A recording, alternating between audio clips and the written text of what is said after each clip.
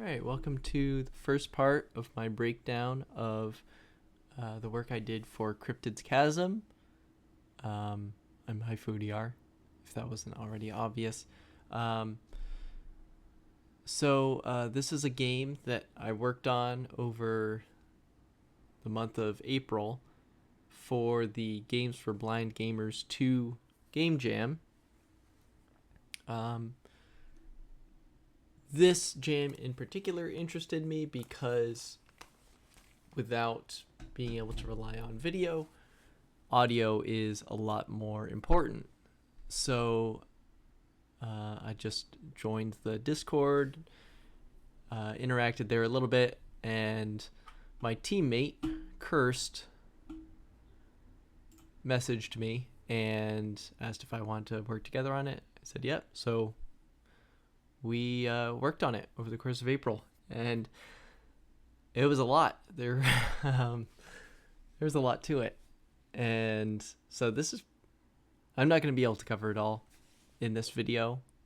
This is going to be several parts breaking down everything that went into this, because I did, with one exception, I've recorded or synthesized all audio myself and did all the sound design, did the music, and did the implementation in Wise.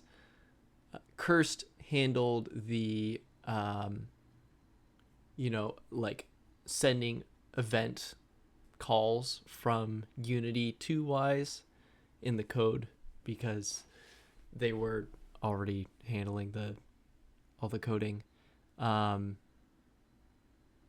yeah, there's several steps to it here, so I'm probably gonna try to kind of make each section of this series about one step in the process, but I don't know how well that's actually gonna work out. But this is the game. There's the URL if you want to check it out. We would like to work more on it.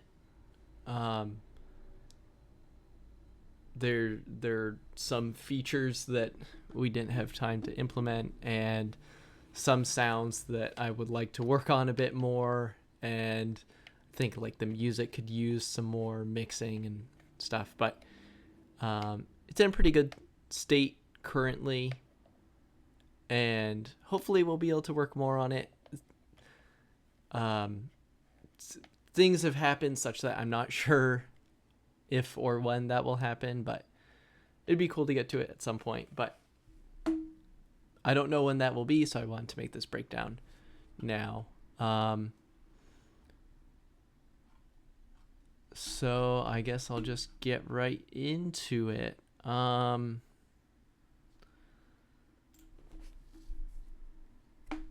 So this is actually the last sound effect I made. I'll just cover this now because this is a quick one. It's just all contained in one project.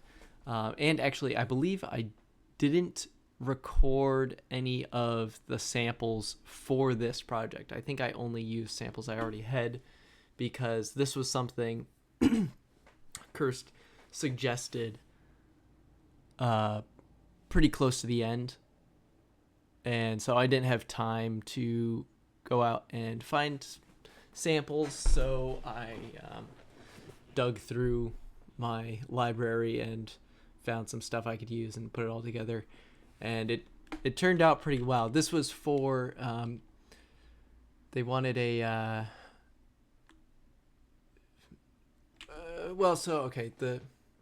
we used some, I called them accent rooms.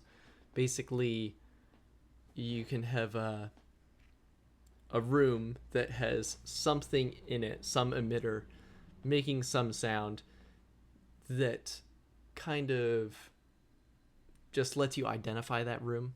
And I made a couple of them. I'll get into those more, but this is the last one I made. It's like a creaking wood, this all happens in a mine, And so, for these rooms, it would be like the support beams and stuff are kind of creaking. And I used a lot of samples layered up and stuff, and the final effect is kind of overwhelming.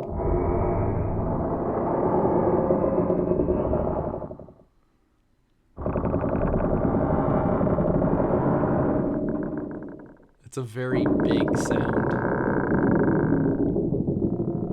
but I really, really like the sound of it. I guess I should actually talk a little bit about what the game is. So actually, I can cover that first. So when Kersed came to me, I think I must have said somewhere in my introduction that I liked horror stuff in general, and Kersed said they did as well. So we decided to work on a horror game. I don't remember. It all worked together very smoothly. We kind of very quickly came to a pretty singular vision of what the game would be, such that I'm not even really sure who recommended what, because it all just kind of fit together so well. But basically, the concept was there's some monster that can be in different states, and it's safe for you to do different things depending on what state it's in. Like in some states, you should just crouch and try to be as quiet as possible. Some states you can move around more freely, stuff like that. And you can tell what state it's in based on the sounds it's making. And so then eventually we decided that it would take place in a mine. I think originally it was a cave, but we switched to a mine. Maybe because it made the map easier to design, I'm not sure. And then we kind of just organically created some sort of lore around it. Kind of early on, actually, because the intro cutscene was one of the first things I worked on.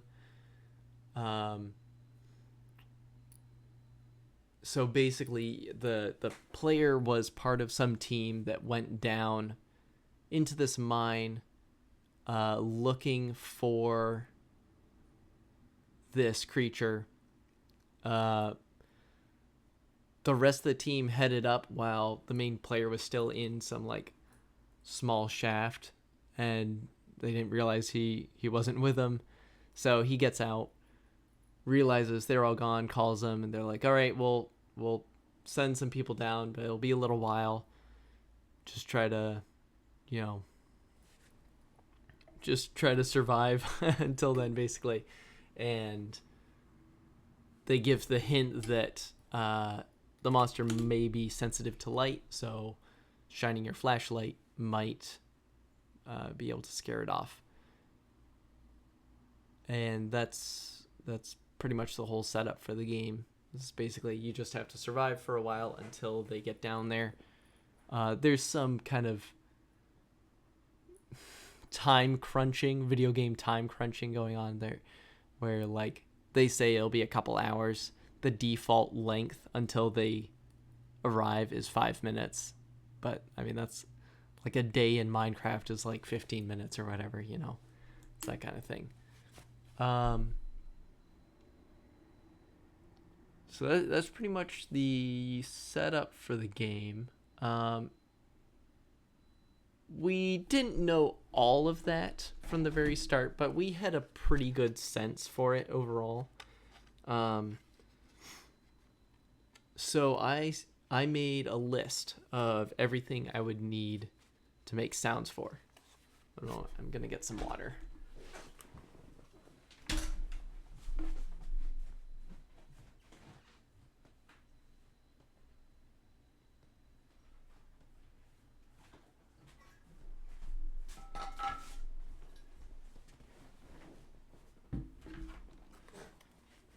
I was hoping that I still had my notes of all the sound effects I needed to make. I think I've gotten rid of them now.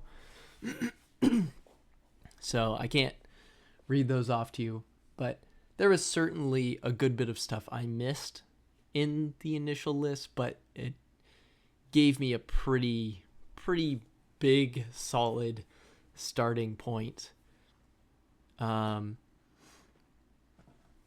So I guess I'll go into a bit of... Oh, actually, so one thing I can do is show you this. So this is what we used for the vocal lines in the game. It's this AI voice synthesis website, and it's pretty cool. I am not exactly a big fan of AI stuff in general, but it was pretty cool working with this and kind of figuring out how to tweak it how I want. Interesting. This is new. That's cool. Yeah, they must have just recently added this. But it's kind of funny because sometimes it can be incredibly realistic, the results you get. Like there's sometimes where it interprets ellipses as kind of like sighing for a moment. Like you get some really subtle, realistic results. But sometimes it is not so realistic. This was...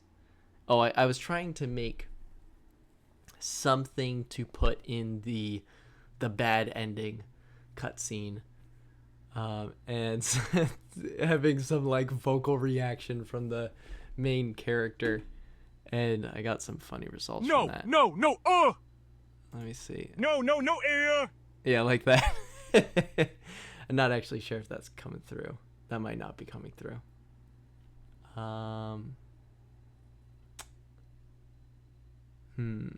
Let me see. I can pop it into Audacity or Ableton.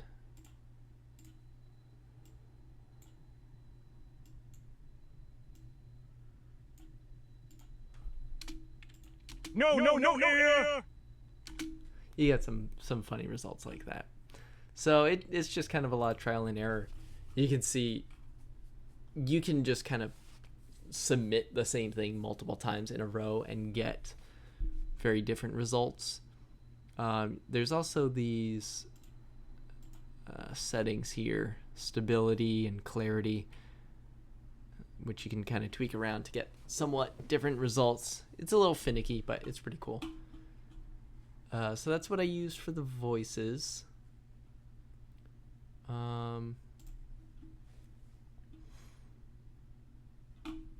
Next, I guess I can go into... I got some pictures here of... This was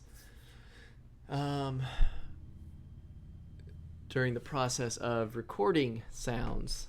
I think it was the first Friday after we started. I took off from work to go around to some quarries or something like that in the area, and just try to get like whatever rock sound effects I could. And I don't have any pictures from that. I did get kicked out of one quarry. The other one, no one was around, so I was able to explore around to my heart's content. I got some pretty good recordings from the second one. The first one was incredibly windy, and it was so windy that I wasn't really able to get any good results for rock sound effects. However, I did get some some really powerful wind sound effects that I believe I did end up using in the ambience, which is probably going to be a whole video by itself because the ambience is actually 70 minutes long and was a lot of work, but I'm very happy with it. I think I'm actually going to post the ambience as a track on Spotify because I think it's really nice. But here's a couple pictures from recording stuff for the game. This is a radio feedback loop.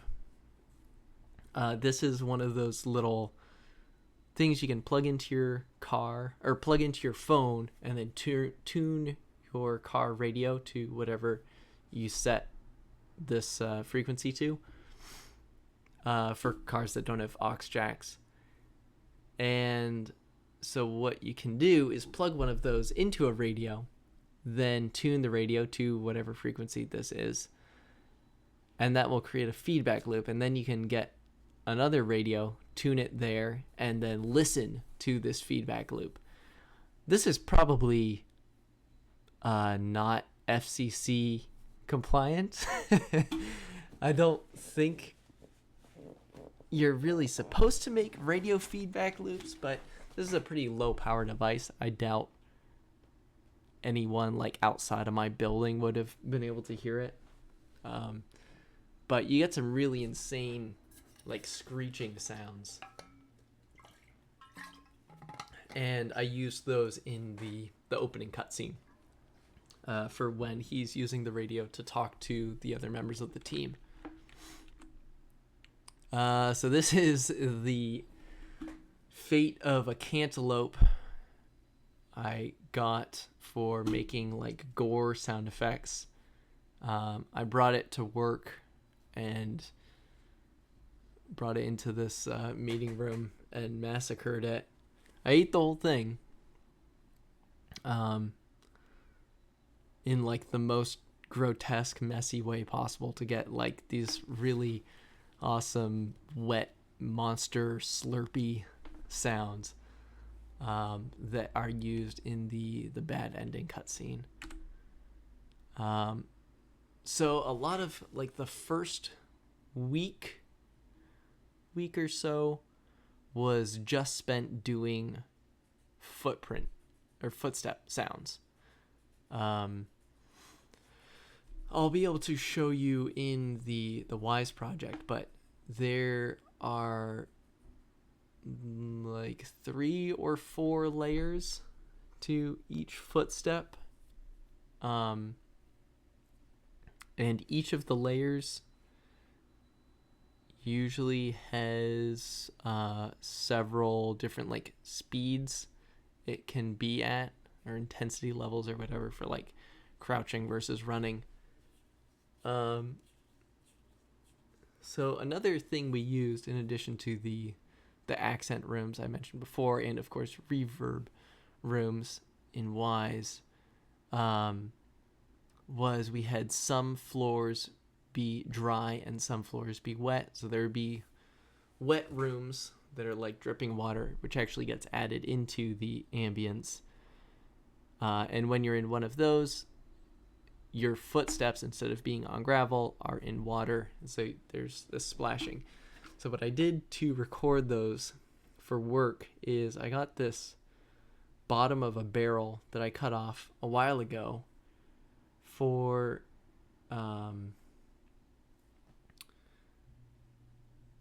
it was for recording footsteps for the third part of the horror soundscape, which I will get to eventually. I was working on that a lot before I started this jam, but I'm kind of taking a little time to recover from working on this because it was a lot. But I cut that off a while ago, and so I pulled that out. I put some cardboard in the bottom, so you're not just stepping on the plastic. And then filled it up with water. Getting the water level was a little tricky because you want enough to hear a splash, but you don't want so much that the water is sloshing around. I had to kind of fine tune that. I had this barrel to like add or subtract water from. And then, yeah, just recorded a lot of footsteps in that at different speeds, intensities, and stuff like that, which I believe were used for both the player and the monster. This was recording like falling sand for the ambience.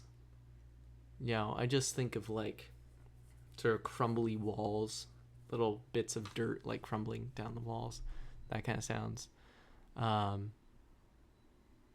yeah, so I got a cardboard box, filled it with gravel from outside of my work, and then I brought this bag of sand in, gardening sand, to sprinkle over it, and I got some really nice recordings from that. This is the implement I made for getting the sound of the monster's claws scraping on the rock floor. So I have like a leather glove, which I think is kind of like the paw of the monster, which I was kind of imagining as like a big cat sort of thing. And then I got these tools, carbide tools, and taped them to the fingertips so I could kind of like press the paw down and then kind of curl my fingers in and scrape the rock as I lift my hand up. So you get a good like pat of the paw and then scrape sound. This is recording the drips for the ambience in the wet rooms. This was a little tricky and kind of annoying and very time consuming. Both time consuming to record, but then also to chop up. I think I ended up with about 200 separate drip sounds, and that took a while to chop up. I believe I pitched them all down a bit. We'll probably see that later. I'm not sure what project that's in, actually. That might have been on my laptop. I don't know. I think I pitched them all down a bit. And I think there's also some random pitch modulation in Wise as well. I recorded a lot in these large meeting rooms. And something kind of annoying I discovered about them is that there is a like 40,000 hertz tone in these rooms. It's fairly loud.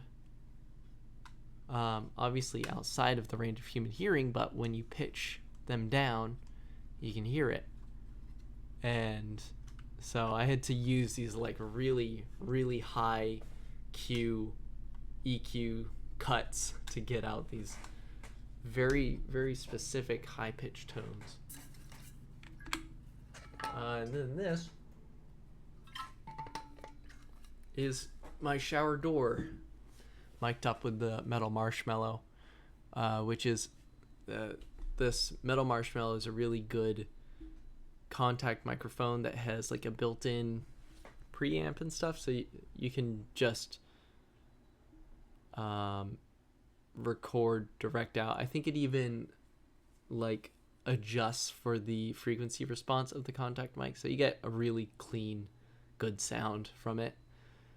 And I found that by miking that up, I could get a lot of good sounds by like scraping the door or tapping the door, and the percussive sounds in the most intense layer of the music is actually made out of the shower door. And I think that is it. Yep.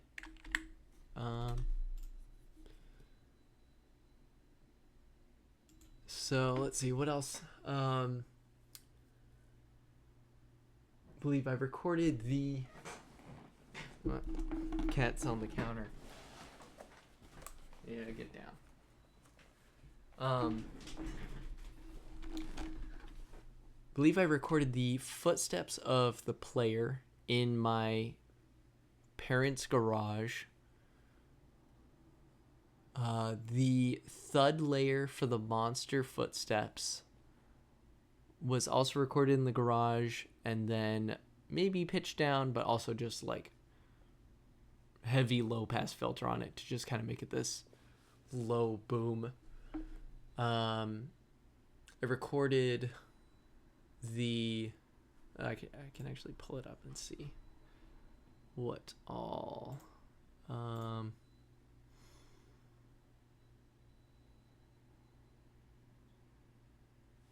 Okay, yes. So it was. I think. Let me see. I think I got all of these.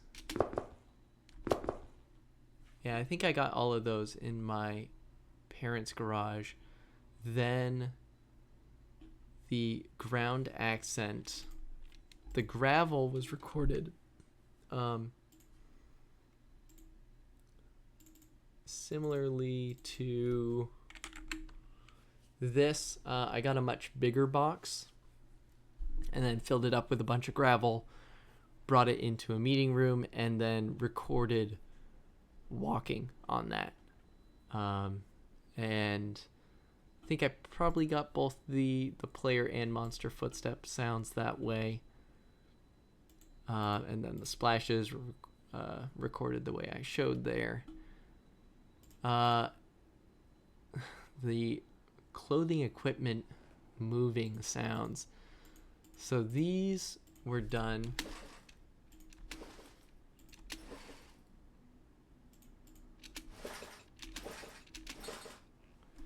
I put on the leather jacket I always wear when recording movement sounds. It's just, I don't know, kind of tradition at this point. And then I got my backpack, which is already loaded up with a bunch of random stuff. But then I put a bunch of more random stuff in it. I put like bags of snacks, metal bars, probably some books. I don't even know. I just loaded it up with a ton of stuff, and then took it into my bathroom, which is the most quiet place to record in my apartment, and made kind of very exaggerated movements like I was walking, kind of swinging my entire torso back and forth with this overloaded backpack on. So I got some good movement sounds from that. I realized later that I had forgotten to do noise reduction on the movement sounds. They turned out all right anyway, because the sound of movement, like the sound of the jacket sliding against itself, is just kind of noise to begin with. So it worked out all right, but that is something I pretty quickly learned, that I had to perform noise removal in Audacity for everything. Every other recording basically needed noise removal.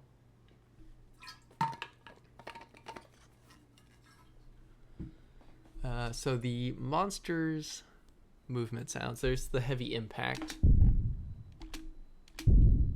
That's the possibly pitch down and low pass stomps in my family's garage.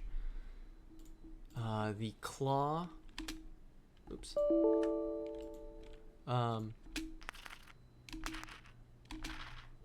That's what I did with the glove. I had brought the glove on my trip up to the quarries, but I didn't really get any good results there. So what I ended up doing was I found a big rock outside my apartment. I brought that into the bathroom and just recorded the claws in there. I think I actually may have ended up splitting guess I split it into two different sections. So there, instead of just having the paw and claw in one sound, I do have the leather glove, like paw pad sound, and the claw separate. And then there's the ground accents. Gravel. Splashes. Pretty sure I pitched the splashes down. Must have been in Ableton.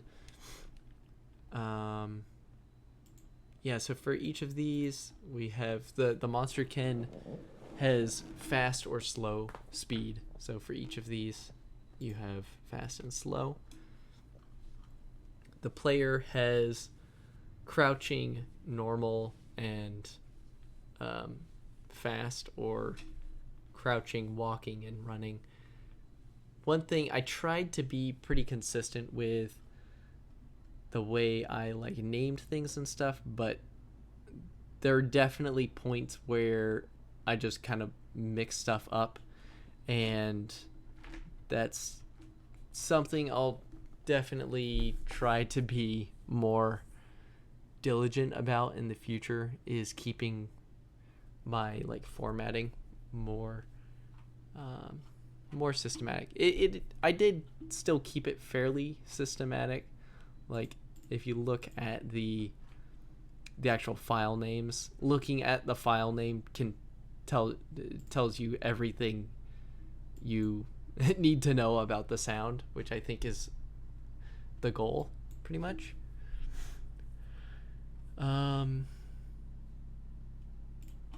Let's see. It's probably about the end of this episode, I guess. I think this is where I chopped up all the footstep sounds, footstep and movement sounds.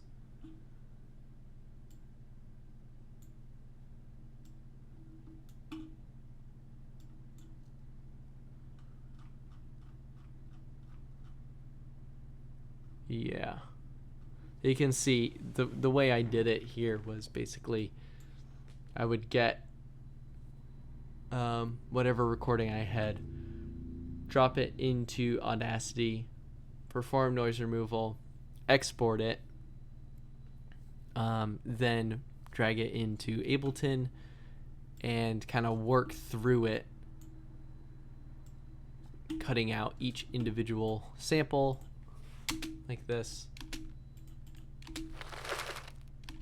and then I would have like kind of this whole extra section left if I needed to get more recordings, which I actually did find myself needing to do several times. Like for the cutscenes, like the ending cutscene, I needed to go back in and cut out more samples to use for their footsteps and stuff like that.